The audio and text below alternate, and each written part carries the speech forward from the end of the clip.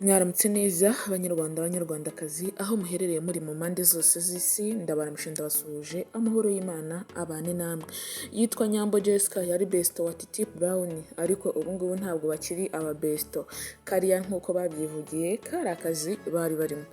Nyambo Jessica kuri ubu ngubu amakuru ari kugenda avuga ari kuvuga yuko agiye kuba yakorera RBA cyangwa yajya mu bitangazamakuru ariko ntabwo turabimenya nitubibanya tuzatugenda tubibagezaho. Nyambo Jessica rero aho ngaho yari yagiye gutanga ikiganiro kuri BNB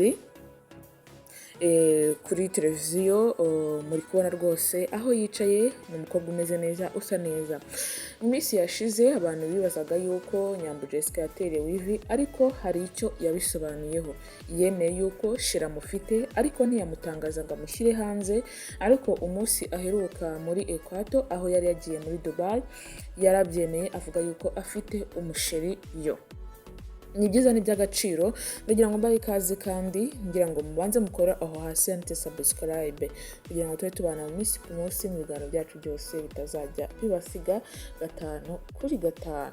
Ubundi Nyambo Jessica abantu bamenye muri filimi zigiye zitandukanye, aho filimi ye ya mbere yayikoze ntabwo yiwe yari agifite channel ariko yakoranaga na ba Kiramani ndetse na ba Nyakso.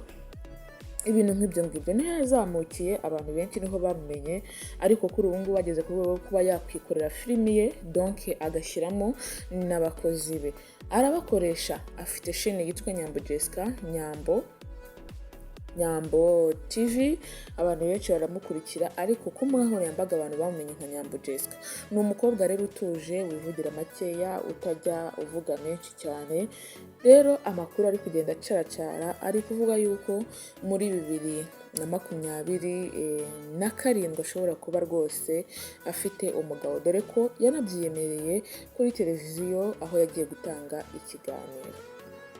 Turabitegereje nituba tubitegereje tuzagenda tubigezaho amakuru menshi agiye atandukanye, ariko ubu ngubu muri kubona yuko ameze neza nubwo atakiri kumwe na Titi Brown kandi nabonye batanagiforowingana. Sinzi ukuntu byagenze, twe twabonaga yuko ari abasheri, ari abantu ubona yuko bafitanye umubano mwinshi cyane, ubona yuko ari abantu bafitanye ubumwe, abantu buri wese yitezeho yuko baba bagikomezanya, buri wese yiteze yuko baba bakiri kumwe. Ariko kuri ubu ngubu nabonye kuri Instagram rwose batagiforowingana. Baravuze yuko ari akazi bari barimo, natwe tubyakira uko twabibonye, ariko ntabwo twaze kujajinga ngo tuvuge ngo ese kubera iki mwashwanye ngo byagenze gute. Ni ibyabo, twebwe icyo tureba ni icyo twirebera amakuru aho agezweho mu bitangazamakuru bigiye bitandukanye.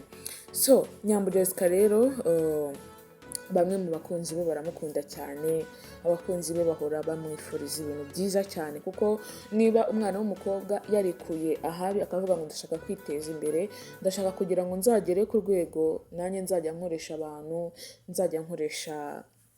abantu twakina na filimi, uba wumva yuko ari byiza rero kuri we.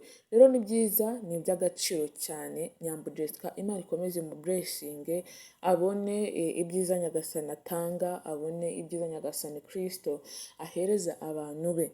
Niba ari umwana w'umukobwa akaba yaravuye mu cyaro aje gushakisha ubuzima, ukageraho bukemera atiyambaritse, atagiye mu ngeso mbi, atagiye gushayisha cyangwa ngo avuge ngo ngiye mu bagabo cyangwa mu basore, oya, akavuga ngo imbaraga zanjye nzazishyira mu mwuga wanjye wo gukina filimi, wo kuba umwacteur, wo kuba umwactress, nkabishyira muri filimi, nkateza n'abandi urubyiruko imbere. Biba ari byiza, abafite inzozi nziza cyane. Rero buriya hari igihe utera imbere famiye nayo ukayiteza imbere sometime, ndetse n'abantu bagukurikira bose bakamenya yuko ibyo ukora ari byo, abantu benshi cyane bakagukurikira bakagukunda. Ikintu cya mbere nasanze uyu mwana w'umukobwa ikintu muri we yigirira ni ukuba yicishiriza make, ntabwo ajya ahubuka ngo avuge ngo ndahubutse ngo ngiye gukora ikintu runaka, oya, arabareka bamwe bakavuga, nyuma niho aza agasubiza amagambo y'ubwenge, apana guhubuka ngo avuge ibintu biterekeranye.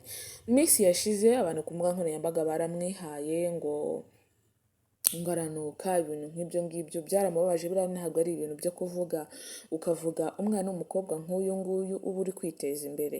Byaramubabaje ariko yaje abishyiraho umucyo, nta nubwo yabivuzeho ahubwo yaravuze, yagiye kuri live aravuga ati muvuge nta kibazo, kuko iyo uri mu isi ntabwo ubura kuvugwa, urareka abantu bakakuvuga, wowe nta kintu wavuze.